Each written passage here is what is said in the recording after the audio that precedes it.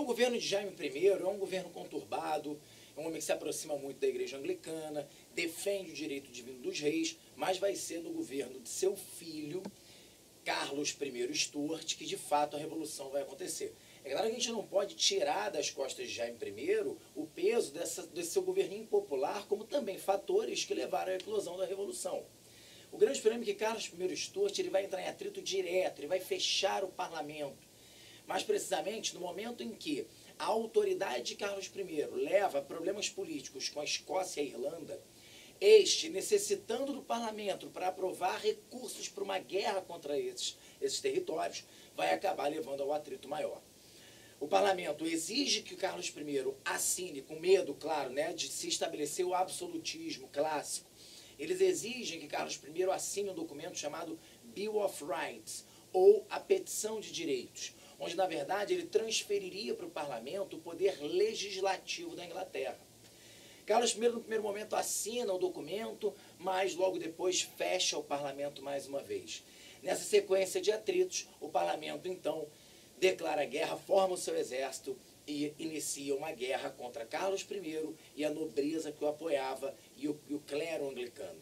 Então, de certa forma, é nesse momento que vai estourar a famosa Guerra Civil, onde, para a gente compreender legal, é só a gente imaginar que de um lado nós temos o rei, junto à sua nobreza clássica, a alta nobreza, o clero anglicano, e de outro lado eu tenho o parlamento, liderado aí pelos setores da burguesia.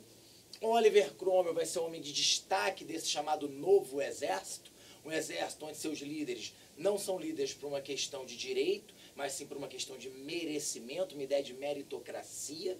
Então a gente chama isso do exército de novo tipo. Então Oliver Cromwell lidera esse exército do parlamento, os chamados cabeças redondas, os homens que não usam as perucas ou não têm aqueles cabelos compridos.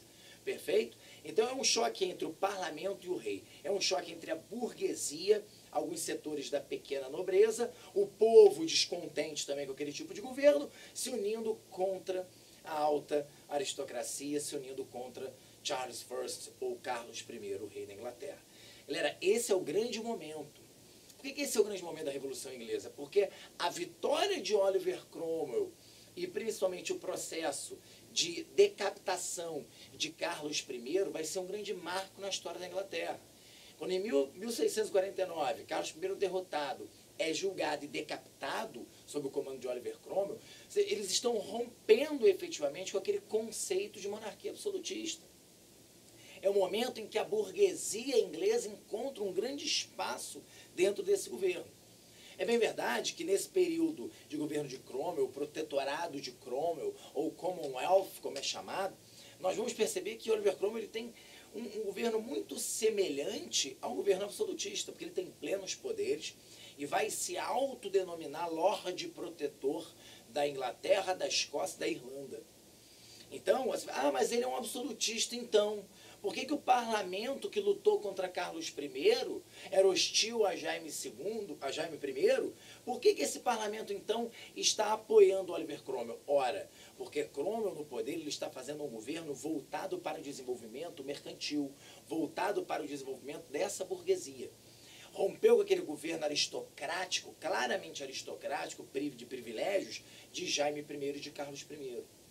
Entende? Então, um dos momentos mais famosos, os atos, uma das medidas mais famosas do governo de Cromwell, que você tem que saber para sua prova, são os atos de navegação de 1651.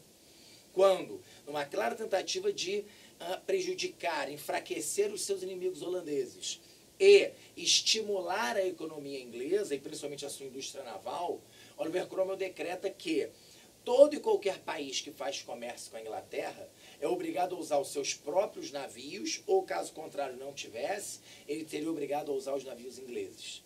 Para que isso? A Holanda, nesse momento, é quem controla o frete marítimo, uma das mais importantes atividades econômicas desse país.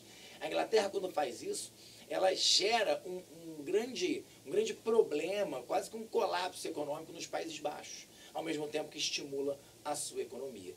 Então esse período, bastante respeitado internacionalmente, do Oliver Cromwell, ele foi muito importante para o desenvolvimento desse pré-capitalismo, né, ou as bases dessa Revolução Industrial Inglesa, que é assunto ainda da nossa aula de hoje.